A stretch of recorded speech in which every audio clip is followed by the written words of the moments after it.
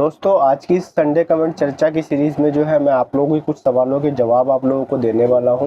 तो यूज़र्स के थ्रू जो है कुछ सवाल किए गए हैं, उन सवालों को मैंने पिक किया है, जिनके जवाब जो है इस वीडियो में मैं आपको दूंगा।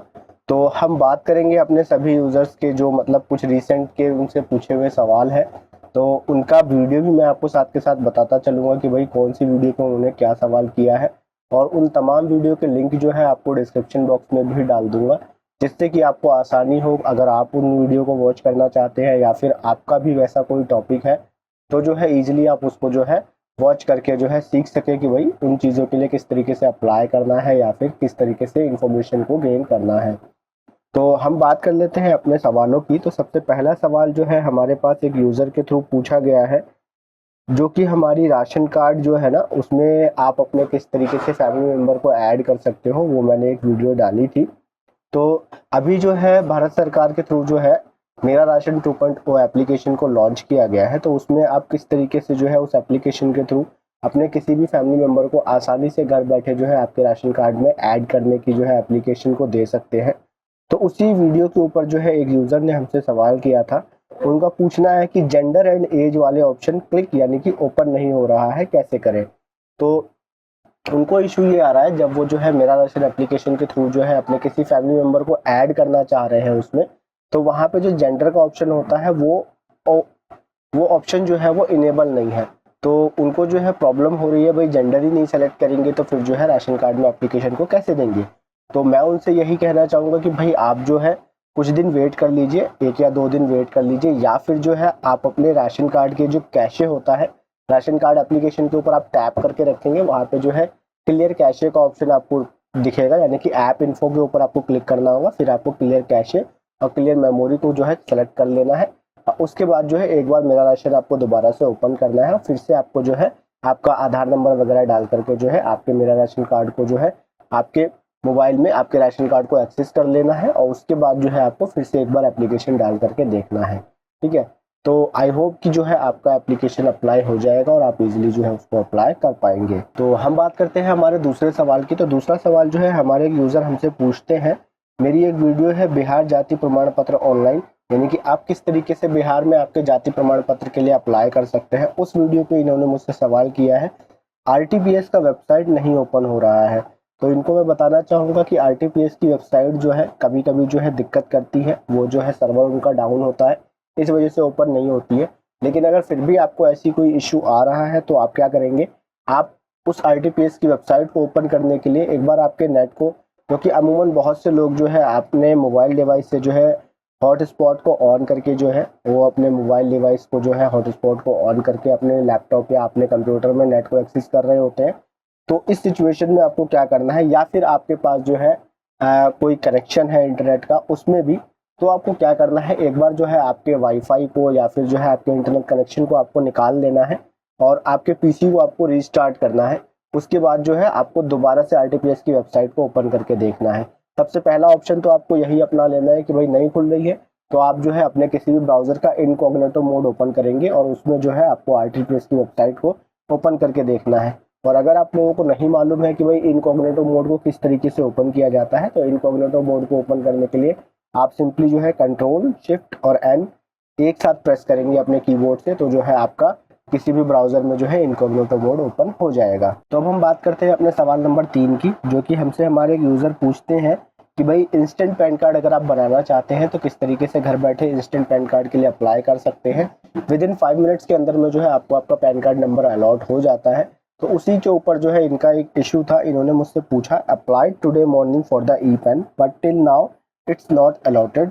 तो इनका कहना है कि भाई इन्होंने जो है सुबह सुबह जो है अपने ई पैन के लिए अप्लाई किया, लेकिन अभी तक जो है उनको पैन नंबर अलॉट नहीं हुआ है, और ये कहते हैं कि स्क्रीन पे शो हो रहा है दैट इट्स अंडर वैलिडेशन। तो my question is how long does it take to get the e PAN. तो इनके स्क्रीन पे दिखा रहा है कि भाई इनका पैन कार्ड जो है वो अभी अंडर वैलिडेशन है। तो इनका सवाल मुझसे ये है कि भाई कितना टाइम लगेगा उनको उनका ई पैन मिलने में। तो भाई मैं आपको सिर्फ इतना ही बताना चाहूँगा, ये अंकिता अग्रवाल है कोई, इनका ये क्वेरी है, तो इनको मैं इतना ही बताना चाहूँगा, अंकिता जी आपको जो है बस वेट कर लेना है 24 आवर्स का। 24 आवर्स जो है उसके अंदर में ही जो है आपको आपका ई पेन अलॉट हो जाता है, इतना बड़ा कोई इशू नहीं होता है। मोस्टली यूज़र्स जो है अगर मैं बात करूँ तो 90 टू 95 यूज़र्स को जो है विद इन 5 मिनट्स उनका पैन कार्ड नंबर अलॉट हो जाता है। लेकिन कभी कभार कोई इशू होता है या फिर जो है कुछ दिक्कत की वजह से जो है हो सकता है आपको टाइम लगे, लेकिन फिर भी 24 आवर्स के अंदर में आपको आपका डिजिटल पैन का जो है पैन नंबर मिल जाता है और इजीली जो है आपको ईमेल पे आपका पैन कार्ड को भेज दिया जाता है। तो सवाल नंबर 4 की अगर हम बात करें तो ये हमसे हमारे यूज़र पूछते हैं जिनका नाम संतोष कुमार है। तो संतोष कुमार जी का सवाल है, मेरा राशन कार्ड था 2008 का पर वो 2020 में बंद हो गया है। अब मुझे उस राशन कार्ड को दोबारा चालू करवाना है तो मैं क्या करूँ? तो उनकी ये क्वेरी जो है, ये मेरा जो है एक वीडियो है कि दिल्ली में आप अगर रहते हैं तो किस तरीके से दिल्ली में एक फ्रेश राशन कार्ड के लिए अप्लाई कर सकते हैं। तो उसी वीडियो के ऊपर इन्होंने मुझसे सवाल पूछा है। तो संतोष जी, मैं आपको बताना चाहूँगा कि भाई अगर आप आपके पुराने राशन कार्ड को दोबारा से जो है एक्टिव कराना चाहते हैं तो जो है आप आपके नज़दीकी जो है जो भी एरिया पड़ता है फूड एंड सर्विसेज वालों का जो है वहाँ पर जा कर के जो है उनसे बात कर सकते हैं। वहाँ से जो है आपके राशन कार्ड को जो है इनेबल करने का या एक्टिव करने का जो भी प्रोसेस होगा वो आपको बता दिया जाएगा। या फिर जो है आप अगर चाहें तो जो है आपके नए राशन कार्ड के लिए भी आप अप्लाई कर सकते हैं, उसमें कोई भी इशू नहीं आता है। आप नए राशन कार्ड के लिए अप्लाई करेंगे एज डॉक्यूमेंट के तौर पे जो है आप अपना पुराना राशन कार्ड भी डाल सकते हैं ताकि उनको समझ में आ जाए कि भाई इनके पास ऑलरेडी राशन कार्ड था, ये बंद हो गया है। ठीक है, तो इन तमाम डिटेल्स को जो है आप मेरी वीडियो से वॉच कर ही सकते हैं ऑलरेडी कि किस तरीके से आपको जो है नए राशन कार्ड के लिए अप्लाई करना है। और रही बात जो है पुराने राशन कार्ड को आप दोबारा से एक्टिव कराना चाहते हैं तो जो है आप अपने नज़दीकी जो है जो भी आपका सर्कल ऑफिस पड़ता हो आप इजीली वहां जा सकते हैं, जो कि फूड अथॉरिटी वालों का ऑफिस होता है। तो जो है वहां से जा करके आप कांटेक्ट कर सकते हैं। तो अब हम बात कर लेते हैं अपने सवाल नंबर 5 की, जो कि हमसे हमारे एक यूज़र बोलते हैं कि मैं बिहार में ऑनलाइन जन्म प्रमाण पत्र बनाने के लिए 7 जन्म लेना पड़ेगा फिर भी नहीं बनेगा, हमसे लिख कर ले लो। तो ये कमेंट है हमारे एक यूज़र का। मैंने एक वीडियो डाली थी कि भाई बिहार में आप किस तरीके से घर बैठे ऑनलाइन बर्थ सर्टिफिकेट के लिए अप्लाई कर सकते हैं। तो उसी वीडियो पे इन्होंने कमेंट किया है कि भाई इनको जो है ना हो सकता है कि इन्होंने अप्लाई किया हो, इनका अप्रूवल ना हुआ हो, तो ये काफ़ी ज़्यादा परेशान है। भाई नीतीश कुमार नाम है इनका। तो नीतीश भाई, मैं आपको बताना चाहूँगा कि भाई देखिए, ऑनलाइन चीज़ें अगर गवर्नमेंट प्रोवाइड करा रही है, किसी चीज़ के लिए पोर्टल दे रही है, तो वो काम तो होते हैं जब भी ऑनलाइन पोर्टल ओपन होते हैं। आपका अगर नहीं हुआ है तो इट डजेंट मीन कि भाई किसी का भी नहीं होगा। और काम को कराने का कोई प्रोसेस होता है।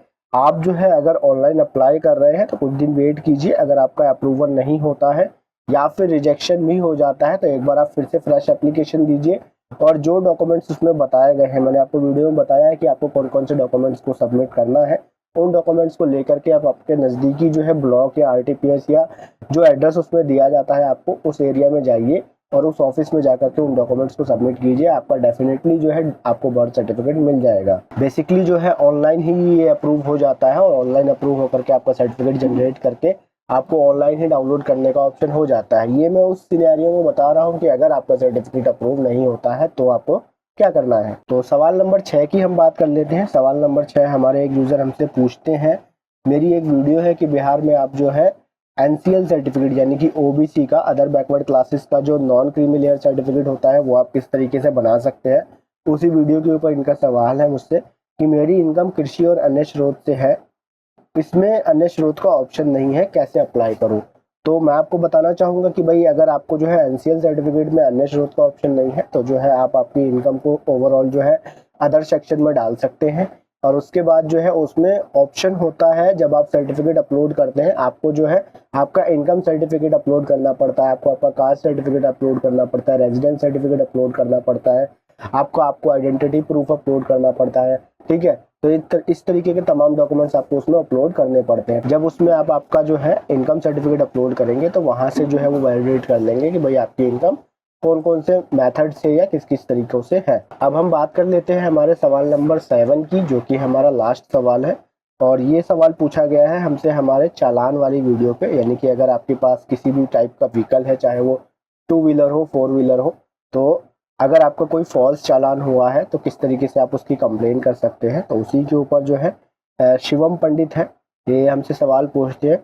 तो शिवम भाई का जो सवाल है वो है, भाई मेरे एक दिन में 2 चालान कट गए, दोनों ही विदाउट हेलमेट के कटे हैं, तो ऐसा हो सकता है क्या एक दिन में 2 चालान कटे। तो शिवम भाई मैं आपको बताना चाहूँगा कि ऑफेंस आप जितने भी करेंगे उनके जो है आपके चालान कटेंगे। अगर आप किसी एक एरिया से जा रहे थे, मान के चलिए अगर आप किसी एरिया में रह रहे हैं और एक रेड लाइट को आपने क्रॉस किया, वहाँ पे कोई कैमरा लगा हुआ था, तो आपके सर पे हेलमेट नहीं था, तो आपने उस कैमरे में अगर आपकी वो फोटो खींची है कि आप विदाउट हेलमेट उस एरिया को क्रॉस कर रहे हैं, उसके बाद उससे 5-10 किलोमीटर आगे गए आप और वहाँ पर जो है दूसरे कैमरे में आपकी फ़ोटो खिंच जाती है, तो 2 जगह अलग-अलग आपकी फ़ोटो अगर खिंची है तो आपके 2 चालान होंगे। और जितने भी कैमरे में इस तरीके से आपकी ऑफेंस को कैप्चर किया जाएगा तो आपके ऊपर उतने चालान बनते हैं और आपको उन चालान को पे करना पड़ेगा। और अगर आपको लगता है कि भाई आपका गलत चालान कटा है, कि भाई आपने हेलमेट पहना हुआ था फिर भी विदाउट हेलमेट कटा है, या फिर आपने जो है कोई ऑफेंस ऐसा है जो नहीं किया है उसके बावजूद आपका चालान कटा है, तो इस वीडियो के माध्यम से मैंने बताया हुआ है ऑलरेडी कि आप किस तरीके से उन चालान के लिए क्लेम कर सकते हैं या रिक्वेस्ट डाल सकते हैं, जिससे कि आपके उन चालान को एक बार चेक किया जाए और अगर उनको वैलिड पाया जाता है कि भाई ये चालान गलती से हुआ है तो जो है वो आपका डिस्पोज हो जाता है, अदरवाइज आपको उसे पे करना पड़ता है। तो आज की इस कमेंट सीरीज में इतना ही। मैं आशा करता हूँ आप लोगों के तमाम सवालों के मैं जवाब दे पाया हूँगा, और अगर फिर भी आप लोगों की कोई क्वेरीज और कमेंट हो तो आप कमेंट सेक्शन में मुझसे कमेंट करके पूछ सकते हैं। मैं कोशिश करूँगा कि आगे आने वाले संडे में मैं उन सवालों के जवाब दूँ। तो फिलहाल इस वीडियो में इतना ही। चैनल पर नए हैं तो प्लीज़ मेरे चैनल को सब्सक्राइब कर लीजिएगा और वीडियो पसंद आई हो तो वीडियो को लाइक कर लीजिएगा। मैं मिलता हूँ आप लोगों से अपनी नेक्स्ट वीडियो में। Till then good bye.